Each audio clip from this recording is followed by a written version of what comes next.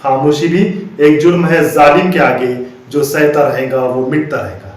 एक टूटी हुई जंजीर की फरियाद है हम, और दुनिया ये समझती है कि आजाद है।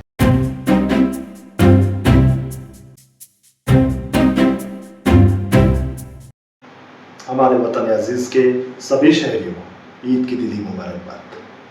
ये खुशी भरा त्यौहार हम सभी के जीवन में खुशियाँ, शांति और भाईचारा लेकर आए। आइए इस मौके पर एकता और आपसी सद्भाव को और मजबूत करें। ईद सिर्फ एक त्यौहार नहीं, बल्कि प्रेम, करुणा और इंसानियत का संदेश है। ये दिन हमें सिखाता है कि हम अपने आसपास के लोगों के साथ खुशियाँ बांटें, गरीबों और जरूरतमंदों की मदद करें और समाज में शांति व सौहार्द को बढ़ावा दें। लेकिन अफसोस, आज जब हम इस खुशी के मौके को मनाना चाहते हैं तो कुछ ऐसी घटनाएं सामने आ रही है जो हमें सोचने पर मजबूर कर रही है। क्या सच में हम स्वतंत्र हैं?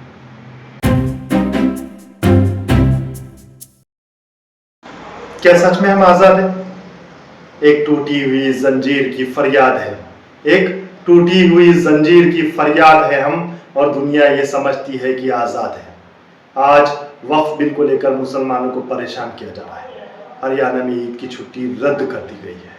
होली और जुमा की नमाज के विवाद के खत्म होने के बाद अब उत्तर प्रदेश में ईद की नमाज की जगह को लेकर एक नया विवाद खड़ा किया गया है।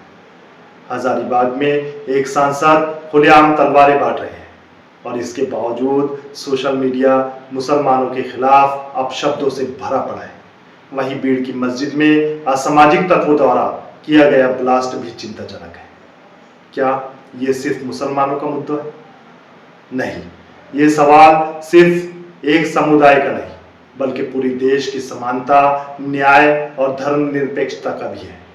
अगर किसी भी समाज को उसके अधिकारों से वंचित किया जाएगा तो इसका असर सिर्फ उसी समुदाय पर नहीं, बल्कि पूरे देश की प्रगति और आपसी सौहार्द पर पड़ेगा।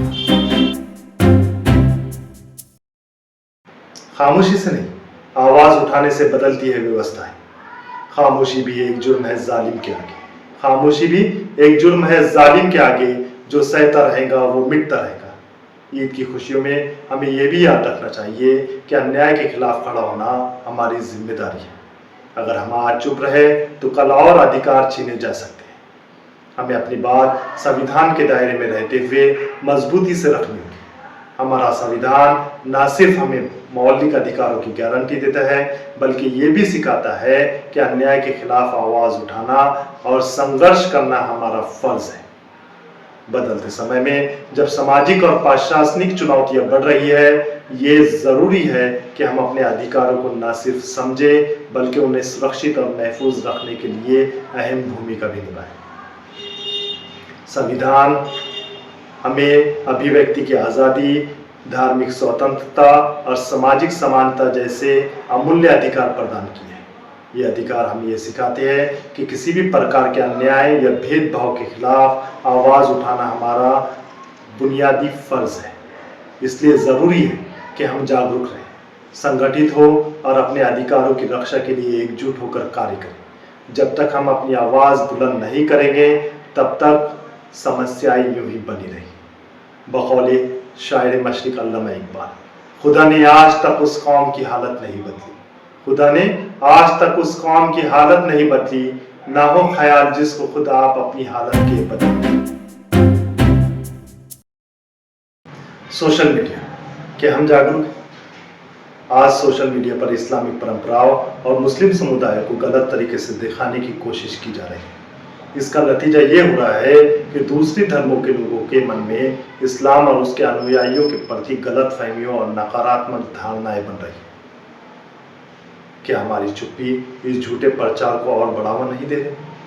अगर हम चुप रहे तो ये ताकतें और मजबूत होगी। इसलिए अब वक्त आ गया है कि हम जाग जाएं, झूठी खबरों को पहचानें और उनका सही तरीके से खंडन करें, सही तथ्यों को लोगों तक पहुंचाएं और समाज में जागरूकता फैलाएं।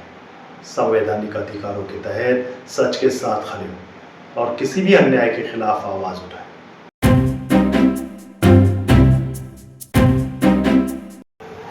ईद का असली मतलब न्याय, एकता और भाईचारा। हमारी असली ताकत हमारी एकता में है। जब हम मिलकर न्याय की मांग करेंगे तभी हम सही मानों में अपनी खुशियां मना पाएंगे। आइए इस ईद पर सिर्फ नए कपड़े और स्वादिष्ट पकवानों तक ही सीमित न रहे, बल्कि अपने समाज, अपने अधिकारों और अपने भविष्य के लिए एकजुट होकर सोचें और आगे बढ़ें। क्योंकि ईद सिर्फ खुशियां मनाने का नहीं, बल्कि एक नई सोच के साथ आगे बढ़ने का भी त्योहार है। धन्यवाद, शुक्रिया। Thank you for watching our YouTube channel School Times.